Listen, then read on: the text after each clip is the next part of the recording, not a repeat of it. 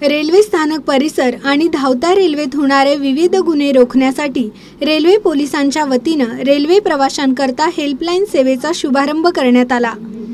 Railway स्थानक परिसरात अनेकदा चोरीच्या घटना घडतात, तसेच महिलांची छेड काढण्याचे प्रकारही घडतात।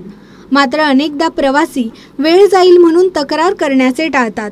अशा घटनांना रोखण्यासाठी रेल्वे भुसावळ मंडळाच्या वतीनं 182 हा हेल्पलाईन क्रमांक उपलब्ध करून देण्यात आला आहे। याबाबत रेल्वे सुरक्षा दलाचे पोलीस निरीक्षक BD इप्पर यांनी अधिक माहिती दिली।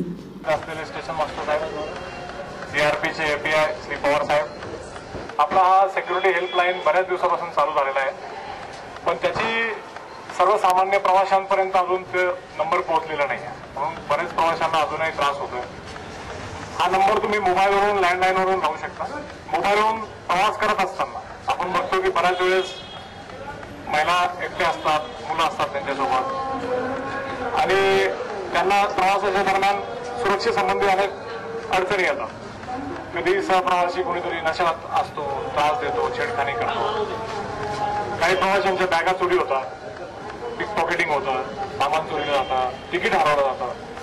अशा वेळेस ज्यावेळेस प्रवाशांना अडचण येते तर त्याच ट्रेनमधून तो प्रवासी डायरेक्ट आपल्या मोबाईलवरून 182 हा नंबर ज्यावेळेस डायल करेल तर जवळपासचं जे कंट्रोल रूम आहे कुठले असं, समजा तुम्ही इगतपुरीतून निघाले आणि तुम्हाला दिल्लीला जायचंय, इगतपुरीतून निघाल्याबरोबर तुमच्या गाडी तुमचं सामान चोरीला गेलं तर तुम्ही 182 हा नंबर डायल केल्यास भुसावळ भुसावळचं जे RPF कंट्रोल आहे त्या कंट्रोलमध्ये रिंग वाजेल। भुसावळ RPF कंट्रोल आम्हाला कळवेल की अशा गाडीमध्ये, समजा पुष्पक एक्सप्रेसमध्ये तुम्ही प्रवास करता, पुष्पक एक्सप्रेसच्या S7 डब्यामध्ये आहात, बर्थ नंबर हा आहे, अशा प्रवाशाची बॅग चोरीला गेलेली, तुम्ही अटेंड करा, असा मेसेज नाशिक रोड पोलीस स्टेशनच्या RPFला किंवा GRPला मिळेल आणि आम्ही दोघेही मिळून त्या गाडीवरती उपस्थित राहू। रेल्वे प्रवाशांना माहिती व्हावी म्हणून रेल्वे स्थानक परिसरात जनजागृतीसाठी डिजिटल फलक लावण्यात आले आहेत। यावेळी रेल्वेचे सहाय्यक पोलीस निरीक्षक नितीन पवार, उपनिरीक्षक ललित सिंग, संजय गांगुर्डे, किशोर खडताळे, राजेंद्र चंद्रमोरे, बंडू बुवा, पप्पू शेख आदी उपस्थित होते। सी न्यूज सर्वांच्या सोबतसाठी video journalist Manish Sarwatkar, Nashik road.